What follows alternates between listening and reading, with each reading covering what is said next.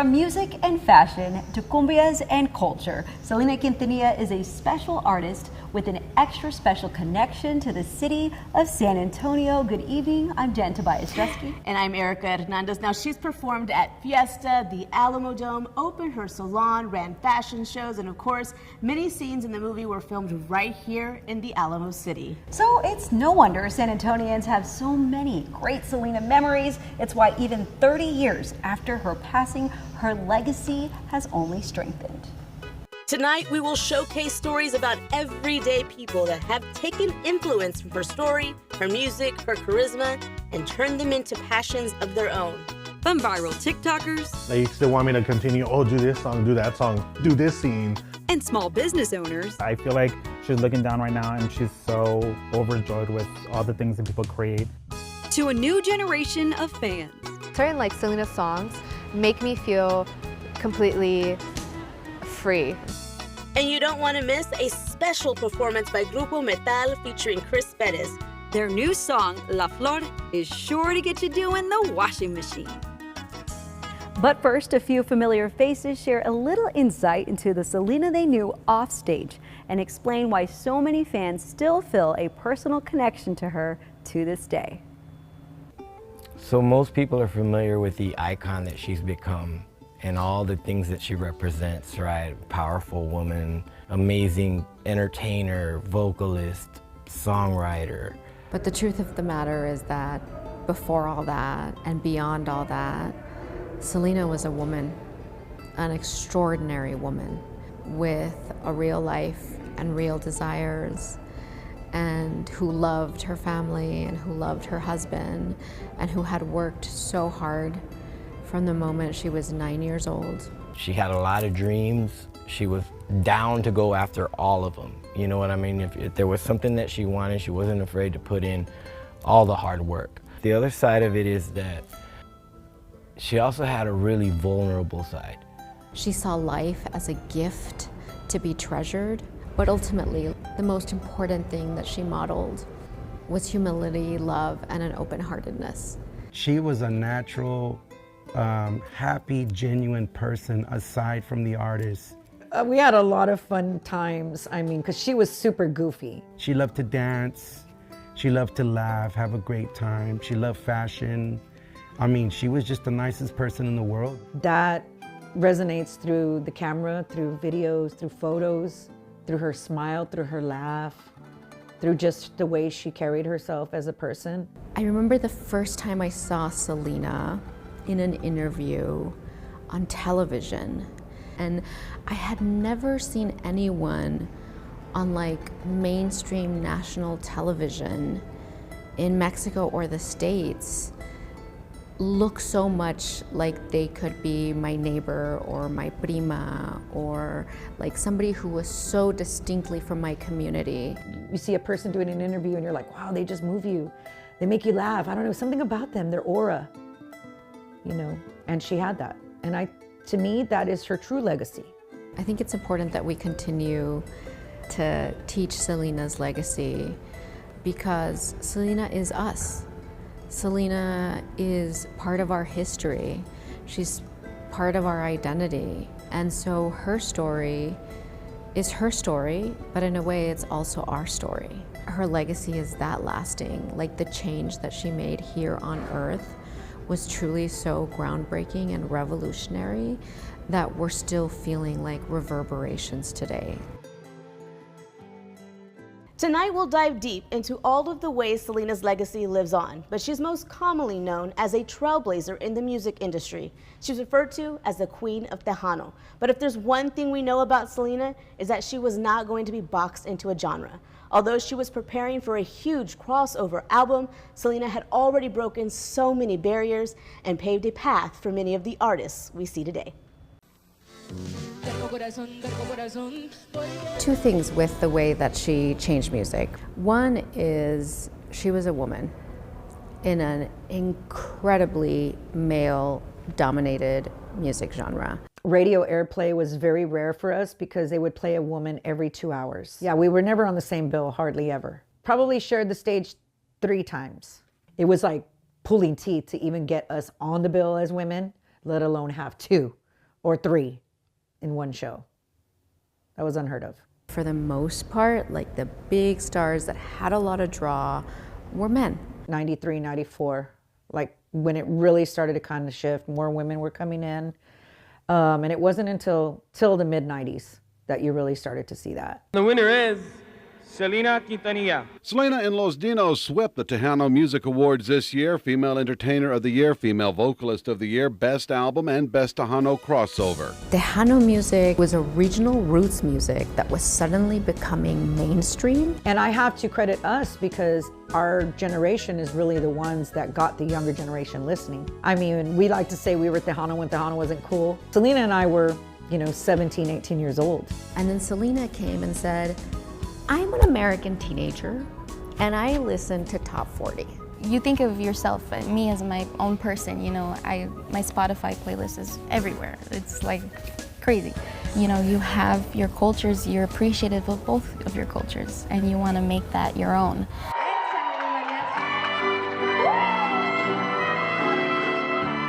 And she brought it to her music. She grew up listening to Taste of Honey, Paula Abdul, Janet Jackson, like those were her influences.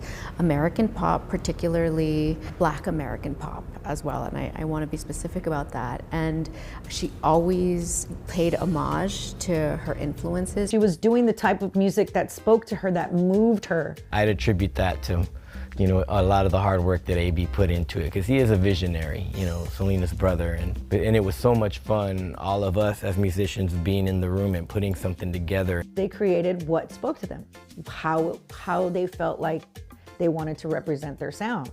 It was authentic. You hear some of that stuff pop on, it's like, it still sounds like it could have been done today. Every single song sounded different. You know when Como La Flor is gonna start. You know when Amor Prohibido is gonna start. Like, it all had its own flair, and she just had a way of just putting a certain oomph to it. So when I get in the studio, she is one of my inspirations when I'm thinking of cumbias or like a certain beat. Anytime that an artist wants to come consult with me or meet with me to produce, I ask them all the time, who are you? Who are your influences? How do you want to express yourself musically? Put your edge on your own sound. Let's create who you are. Because that's why the greats are the greats. Because they're authentic. They're themselves. And it'll always be that way till the end of time. I try, to be as authentic as possible. Like, I'm always going to be myself. I'm always going to be Gabriela. There's no doubt about that. But I will always look up to how she did things, not only in the studio, but how she was as a person. She had a kindness to her.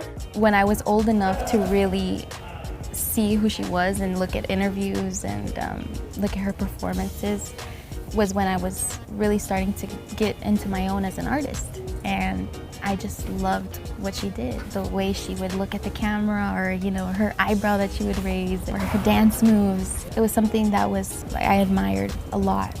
And I felt like I could see myself in her. I started very young and have been traveling with different symphonies, doing the music of Selena, which is the only approved tribute by the Quintanilla family. It's beautiful to add that Mexican-American culture with the symphony and bringing mariachi sound with symphony. Cumbias as well, in a more emotional sense, honestly, because symphonies it just makes you want to cry every time you hear it. I can't even lie, every time I sing Dreaming of You, like, I can't sing the full song all the way through because I started that song in my set when I sang in front of 10 people. This last time that I sang Dreaming of You, I was in front of 2,500. And I'll always have a piece of her with me, for sure.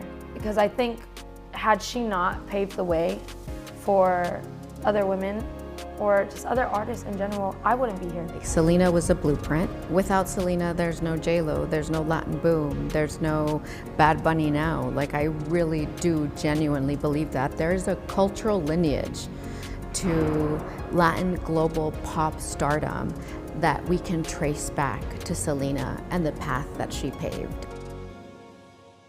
In 1994, Selena opened 2 boutiques, one in her hometown of Corpus Christi and the other right here on Broadway Street in San Antonio.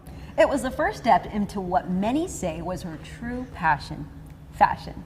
At the time, in '93, no one was doing what this girl had it in her head to do. She knew what she wanted, she saw it in her head, and I would illustrate it. After the break, Selena's exclusive fashion designer sits down for one of his first ever on-camera interviews. He reflects on the mark she made in the fashion industry, business, and his own personal journey. And he shares some never-before-seen sketches from their design collection. We hear about her singing all the time, but when you think of back in '93 and you think of this girl who truly was, she was a boss. I was her designer, we were partners, but she was my boss. She owned the business, she owned it. And when you think of that legacy, the legacy of this young girl wanting to be in fashion, we don't talk about that. We don't talk about it because I think there's only another person that can talk about it, and it's me. It was just her and I. We created the first celebrity brand ever. And the label was Martin Gomez exclusively for Selena. It's kind of whack, it's kind of crazy. Out of all the accolades and the titles, whether it was a vice president here, a vice president there, I'm probably more proud of my time working with Selena. She gave me the voice. She saw me, if you will, being a Mexicano from the south side of town, not ever thinking that I could go beyond that. She gave me the path. She gave me the permission to kind of dream bigger than I thought I could ever dream. Back then, my sole dream was to someday be a designer for Dillard's department stores. There was no such thing back then. They basically sent me to get my training in Corpus Christi. And one day, my boss at the time took me to lunch at a little place in the mall. And lo and behold, serendipity, Selena walks in. And I don't know anything about her. And I just approached her and I said, I hear you're famous, can you give me your autograph? And she giggled. And she looked at my name tag, said Dillard's, Martin Gomez, executive in training. She says, you work at Dillard's? And I said, no, I'm an executive trainee, but I'm a fashion designer. And boom, that's what did it. She asked me to be her designer right away. And we became really, really good friends. We had so much in common. She loved fashion. She was fascinated that you could actually put things to paper. And I'm a good illustrator. A lot of the process was me listening to her music. She gifted me a lot of her CDs. And she wanted me to listen to them with her in front of me. I would say, oh, I'll listen to it at home. She goes, no, I want to see your face. And sometimes she'd come and she would practice and I would look at her while I was working. And I would get all these ideas by her movement. She'd move beautifully. A lot of the costumes are reflected on the movement of her hip, the way her hands move, and the way she twirled. One of the biggest memories I have that kind of always lights me up, the flamenco, the black flamenco outfit. She started, si una vez, da-da, da-da-da-da, and then all of a sudden she gets into the stance. And I'm like, wow. And then I just start designing it. And are you kidding? Ruffles were her thing. And you give her a ruffle, but she knew the exact proportion of the ruffle. So, it could never be too big. It always had to be just right. When it came to fabric, she knew exactly what she wanted. And she would fight me tooth and nail, and color. If it was up to me, everything that you saw Selena wear would have been black. Because she looked great in black. But Selena fought it, and she wanted color, and now I'm so glad that we did all the color.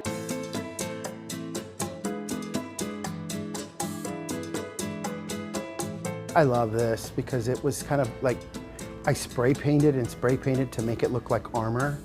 And I remember when she first put it on, it would scratch her. So I had to go get a whole bunch of velvet and put velvet at the bottom so it wouldn't scratch her. But a lot of these everything has a story, which I love. When we started working on the collection, which was another process, I would create these storyboards. I would sketch hundreds, and I'm not exaggerating, like hundreds and hundreds and hundreds of sketches. And then Selena would put a little check mark on what she liked. And then I would orchestrate what the collection would look like. We were trying to create something that had never been created.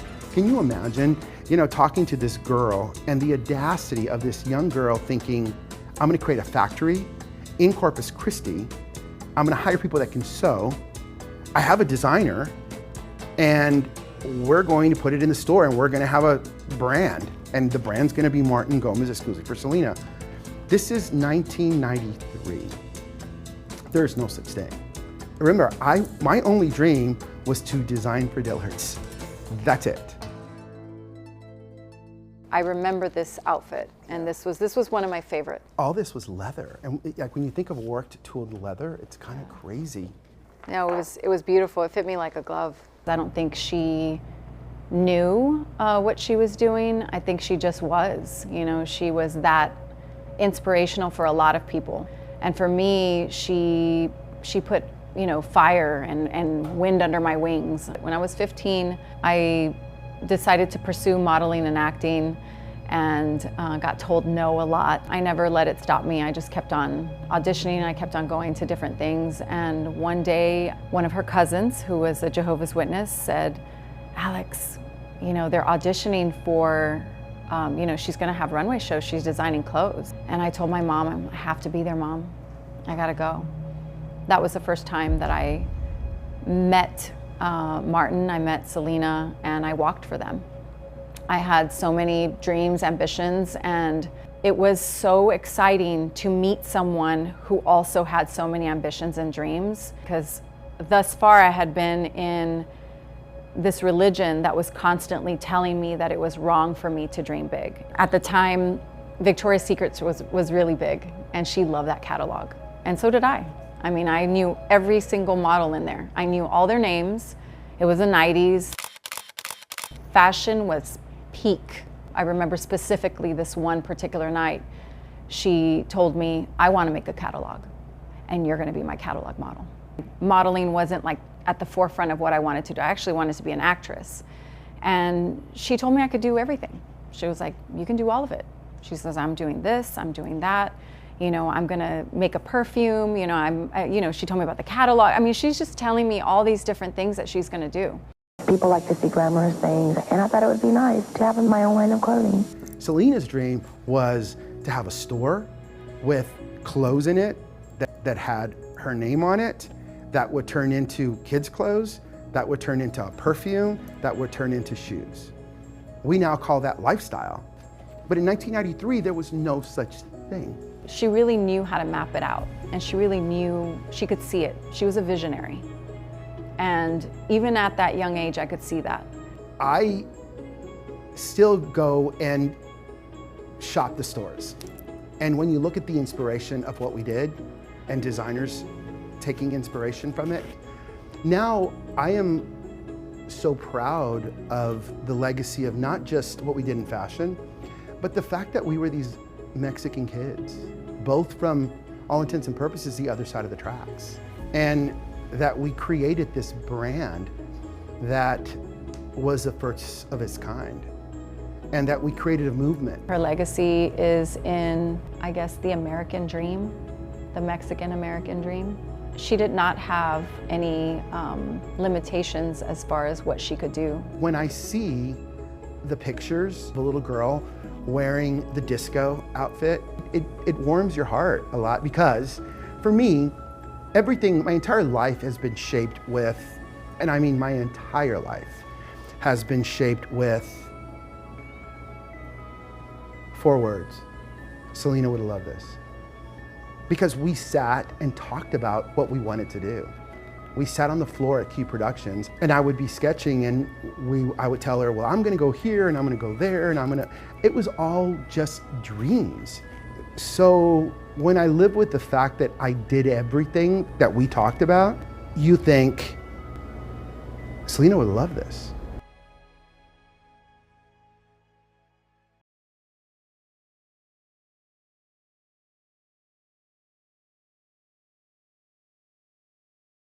So when I was writing anything for Selena, so much of what I did is I was determined to watch every single archive, every single video, like really immerse myself in the world of Selena online.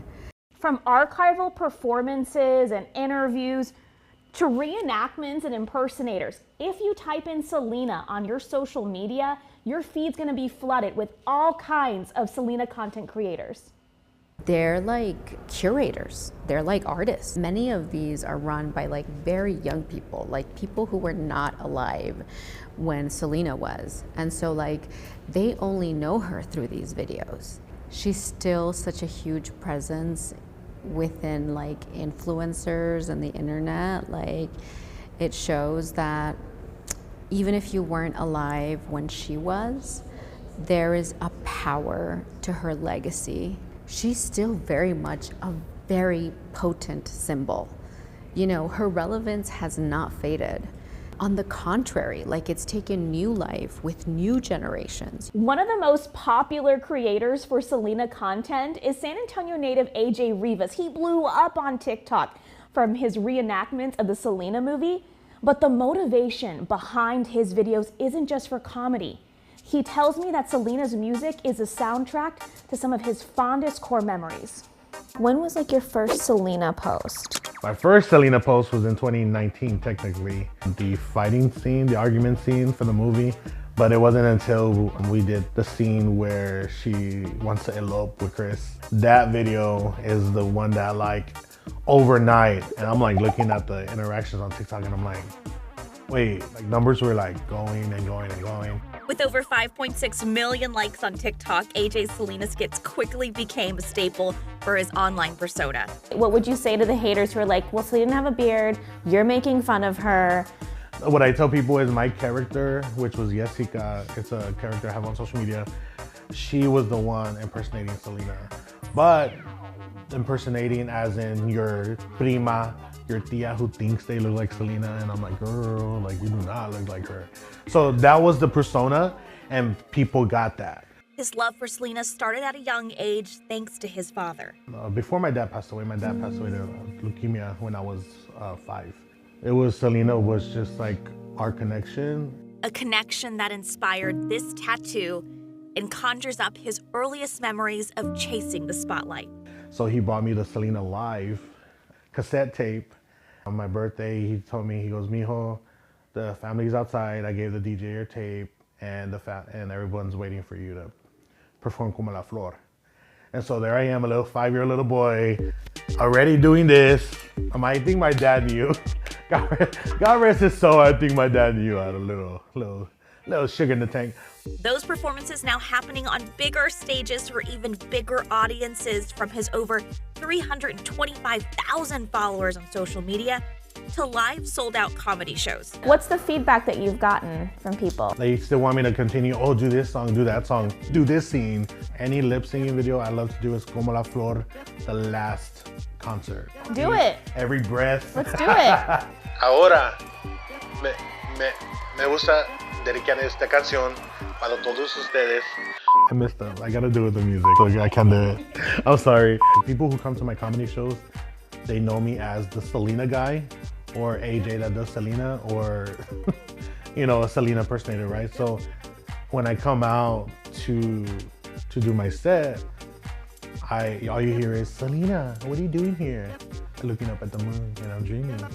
So it's like just a whole mix with the movie and the songs, and favorite thing to do at my comedy shows is, we all know Selena loved to bring up a guy for Que Creías. So come on, how can I not do that?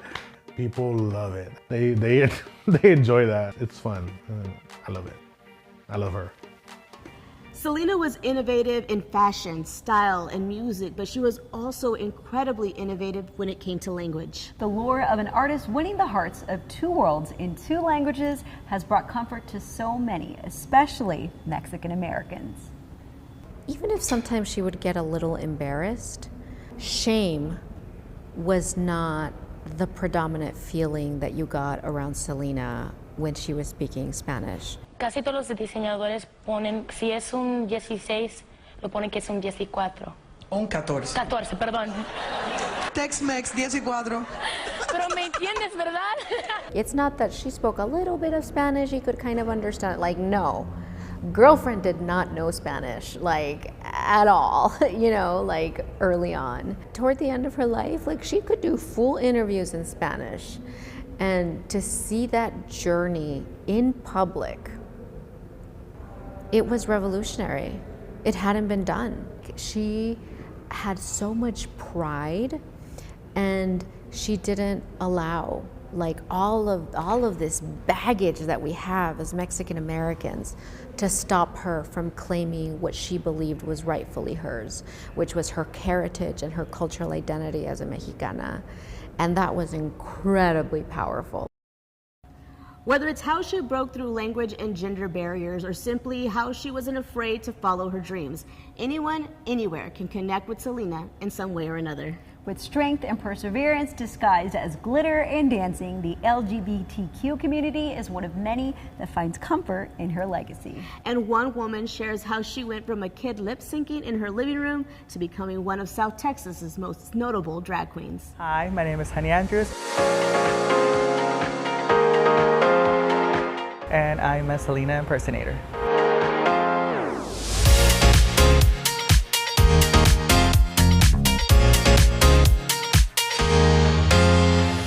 I am from Corpus Christi, Texas, born in Monterrey, Mexico, but I was raised in Corpus Christi. Hairdresser by day, iconic performer by night, Honey Andrews has spent the last 2 decades perfecting her craft.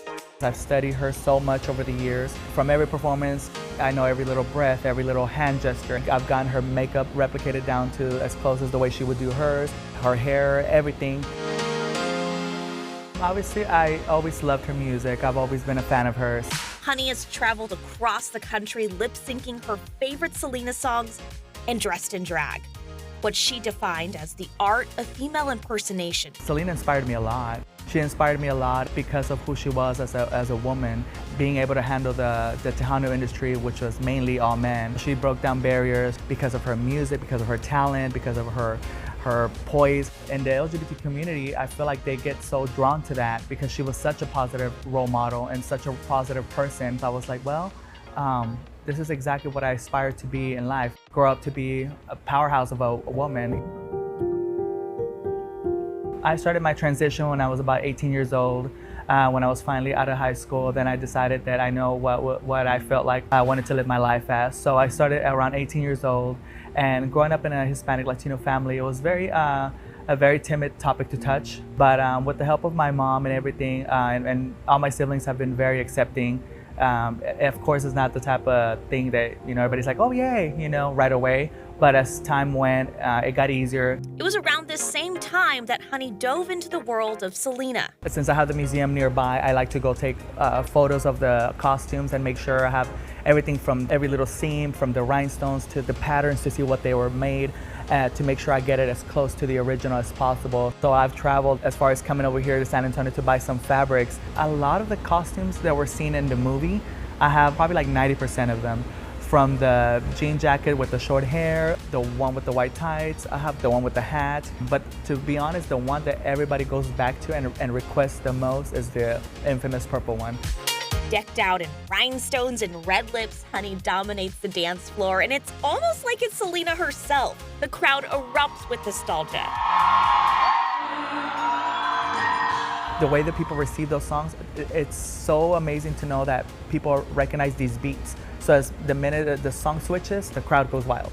They hear a certain beat and they know it's Bidi Bidi Bam Bam, or they hear the different beat and they know it's La Carcacha. Then it makes the whole crowd want to dance and stand up and clap, and everybody starts recording.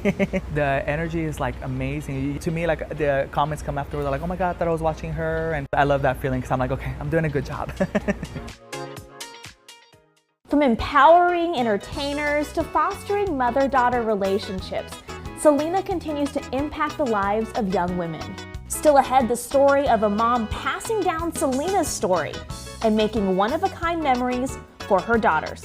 Stickers, cups, dolls, and more. After the break, business owners break down the booming Selena consumer craze.